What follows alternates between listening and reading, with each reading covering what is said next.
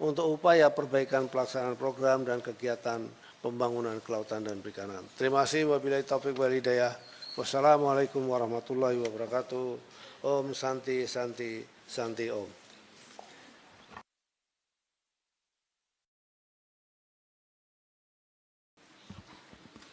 Mengenai isu-isu aktual lainnya yang kami sampaikan tadi, apakah Bapak ada jawabannya? Ibu. Iya.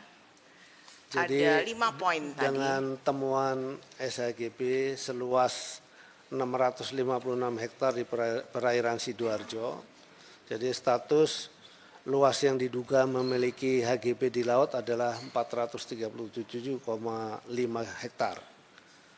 Landasan hukumnya pada Perda 10/2023 tentang RT/RWP Jawa Timur, lokasi HGB berada di zona-zona pengelolaan ekosistem pesisir, zona perikanan tangkap, dan zona bandar udara.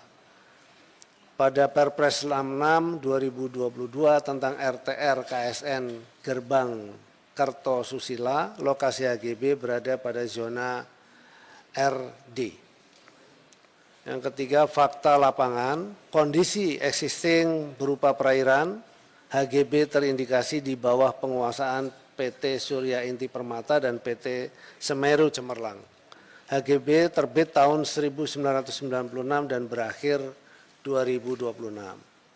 Tindakan yang dilakukan oleh KKP telah melakukan identifikasi melalui desk studi, analisis garis pantai dengan mengacu Perda 10 tahun 2023. Rencana tindak lanjut, KKP berkoordinasi dengan Kementerian ATR BPN dan pemerintah daerah Provinsi Jawa Timur untuk melakukan verifikasi lapangan secara bersama. Yang kedua, pemanfaatan pulau untuk pariwisata, yaitu PT CPS Pulau Pari Provinsi DKI Jakarta. Statusnya PKKPRL PT CPS yang diterbitkan pada tanggal 12 Juli 2024 untuk kegiatan cottage, apung, dan dermaga wisata, luasnya 180 hektar, terindikasi pelanggaran dengan melakukan kegiatan reklamasi tanpa izin. Kegiatan pengerukan menggunakan alat berat yang viral di Pulau Pari dilakukan oleh PT CPS di dalam area KKPRL terbit.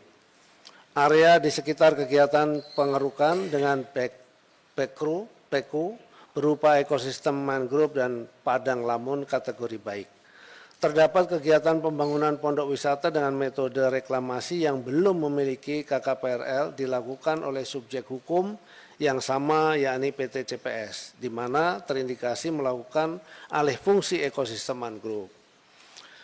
Landasan hukum, indikasi melanggar Undang-Undang Nomor 27 Tahun 2007 tentang pengelolaan wilayah pesisir dan pulau-pulau kecil sebagaimana telah diubah terakhir dengan Undang-Undang Nomor 6 Tahun 2023 tentang penetapan PP pengganti Undang-Undang Nomor 2 Tahun 2022 tentang Cipta Kerja, yang menyatakan bahwa seluruh kegiatan pemanfaatan ruang di laut yang dilakukan secara menetap lebih dari 30 hari harus memiliki izin pemanfaatan ruang laut berupa persetujuan kesesuaian kegiatan pemanfaatan ruang laut atau PKKPRL dari Menteri Kelautan dan Perikanan. Tindakan yang dilakukan oleh KKP telah melakukan full bucket DJPKRL KKP, Direktorat Jenderal Kelautan dan Ruang Laut KKP, telah melakukan penilaian KKPRL pada 22 Januari 2025 dan ditemukan indikasi pelanggaran. Indikasi pelanggaran ditindaklanjuti sesuai ketentuan perundang-undangan. Rencana tindak lanjut, KKP mempertimbangkan untuk menjatuhkan sanksi kepada PT CPS atas indikasi pelanggaran yang telah dilakukan. KKP akan melakukan sosialisasi KKPRL sebagai perizinan dasar dalam pemanfaatan ruang laut. KKP bersama dengan Pemda dan masyarakat akan senantiasa melakukan pengawasan terkait pemanfaatan ruang laut, khususnya apabila terdapat indikasi pelanggaran. Yang ketiga, penyeludupan penyu di Jimbaran Bali.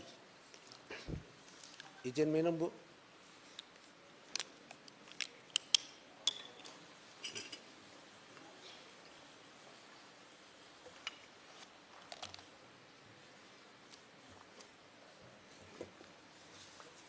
Status pada 10 Januari 2025, Polres Jemberana menerima laporan masyarakat tentang aktivitas mencurigakan berupa pengangkutan hewan laut dalam jumlah besar.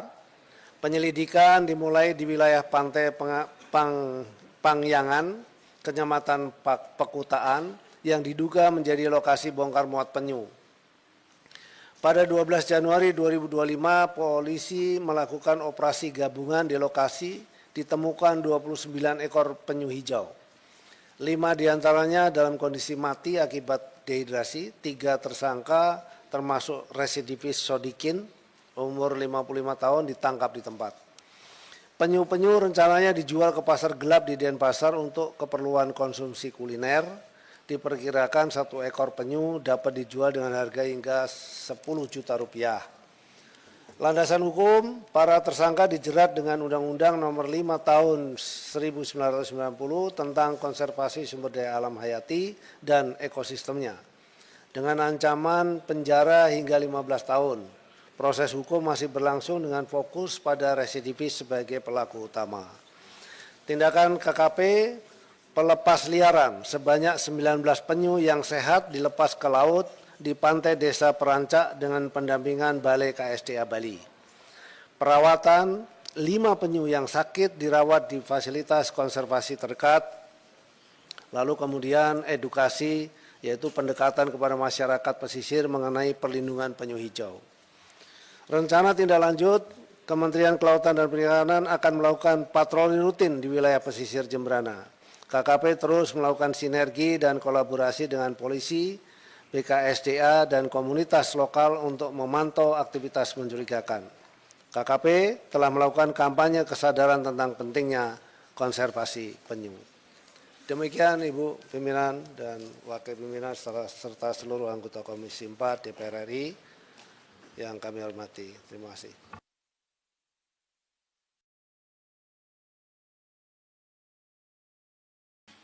Baik, terima kasih atas penjelasan yang telah disampaikan. Selanjutnya kami persilakan kepada anggota Komisi 4 DPR RI untuk menyampaikan pertanyaan atau tanggapannya, dan sesuai kesepakatan mohon agar juru bicara fraksi-fraksinya yang mengajukan pertanyaan-pertanyaan. Untuk pertanyaan pertama, saya